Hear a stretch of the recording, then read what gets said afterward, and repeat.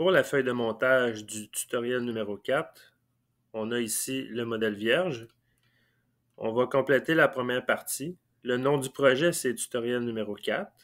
Le matériel, on va dire que c'est de l'acier.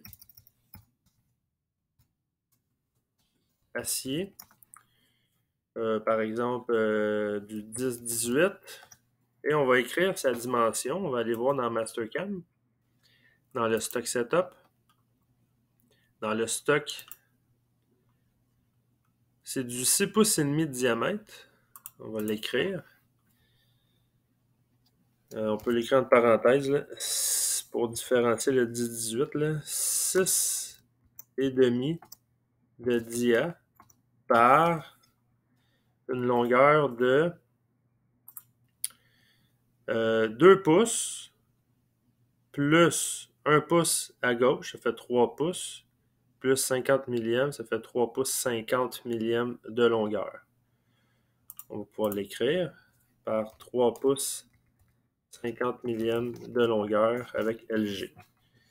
Je vais enlever le caractère gras, comme ça ici. Parfait. Le numéro du programme, on va pouvoir aller le voir dans Tool Setting. C'est 4567. 4567. La fixation de la pièce, ça va être des morts durs. On est dans le premier montage, là, fait que c'est correct. La longueur de sortie, ben là, on va aller voir justement dans notre stock setup, dans les propriétés du mandrin, on avait spécifié dans les paramètres une tenue de 750 millièmes.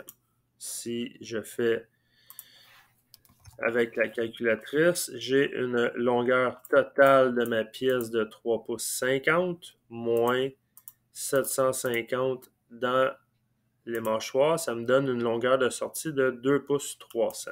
C'est ce que je vais écrire. 2 pouces 300 de longueur.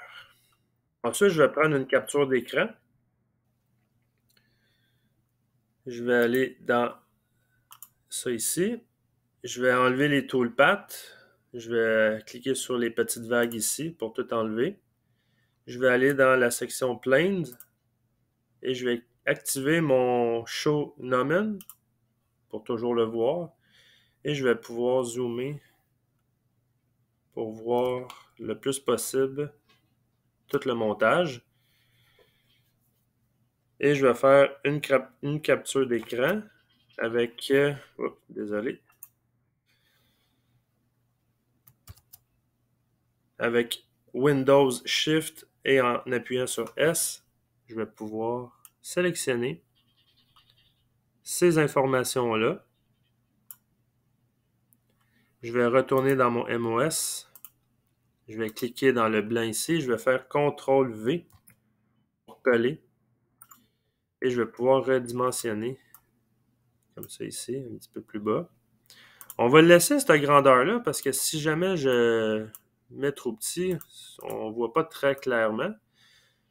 Ce qu'on va faire, on va l'agrandir comme ça ici là, pour prendre toute la page, il n'y a pas de problème. Et mes colonnes ici, je vais les redimensionner. Je fais juste sélectionner.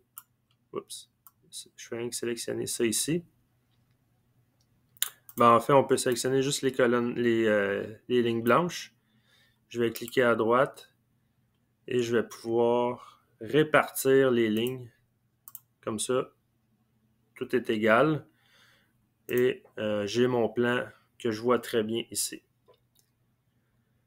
Par la suite, on va devoir insérer les différentes étapes d'usinage.